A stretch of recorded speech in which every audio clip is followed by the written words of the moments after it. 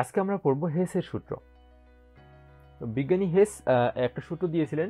সূত্রটা অনেকটা এমন যে হচ্ছে কোনো একটা রাসায়নিক বিক্রিয়া যত ধাপেই সম্পন্ন হোক না কেন তার প্রাথমিক বিক্রিয়ক এবং শেষ উৎপাদ যদি একই থাকে তাহলে বিক্রিয়াটা যে মোট এনথালপির পরিবর্তন এটা একই থাকে। ব্যাপারটা যদি আমরা একটু ভেঙে ভেঙে বোঝার চেষ্টা করি তাহলে হচ্ছে আমরা এভাবে বলতে পারি যে হচ্ছে এখানে দেখতে পাচ্ছ যে হচ্ছে মিথেন আর অক্সিজেন এরা বিক্রিয়া করেছে, বিক্রিয়া করে শেষ বিক্রিয়ক কিন্তু হচ্ছে এই কার্বন ডাইঅক্সাইড এবং পানি তৈরি করেছে, ঠিক আছে।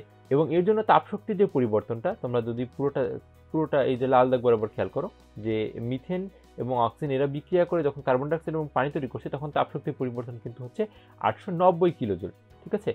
কিন্তু এই বিক্রিয়াটাই যদি আবার দুই ধাপে সম্পন্ন হয়, দেখো তো যে মিথেন এবং অক্সিজেন এরা যদি প্রথমে বিক্রিয়া করে কার্বন মনোক্সাইড এবং পানি এবং অক্সিজেন তৈরি করে, মানে হচ্ছে যদি এদের পূর্ণ দহন না হয় তাহলে কিন্তু এটা কার্বন মনোক্সাইড তৈরি করে, তাই না?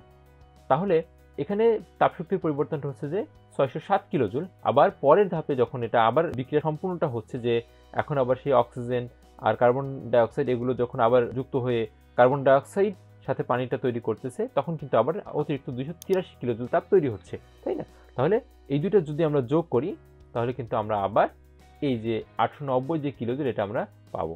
তাহলে বিজ্ঞানী হেস এটাই বলতে চেয়েছিলেন যে হচ্ছে একটা রাসায়নিক বিক্রিয়া যত ধাপেই সম্পন্ন হোক না কেন তার যে প্রাথমিক বিক্রিয়ক এবং শেষ উৎপাদ যদি একই থাকে তাহলে বিক্রিয়ার যে মোট তাপশক্তির পরিবর্তন এটা একই থাকবে। আশা করি তোমরা বুঝতে পেরেছো।